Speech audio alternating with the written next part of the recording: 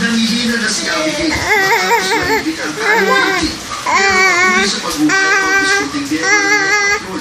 Alas 10 lumuha ng barangay ng Puerto Princesa City, Palawan, 2 araw matapos ang malakas na pag-ulan. At yung bayan na makalipas ang 2 oras, nakuha si Abigail. Pero anak na, binawian ang buhay matapos sa loob ng bahay. May mag-asawa ka na anak na nasa wiling. Nakalipas naman si Rosalina. Ang lupa ng sa kanyang kwarto. Para yung plywood. At yung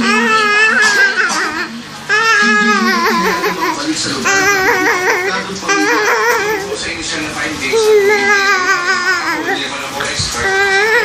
Ako yung lupa. Sa mga Kabuntalan, Maguindanao, 4 na araw yung sa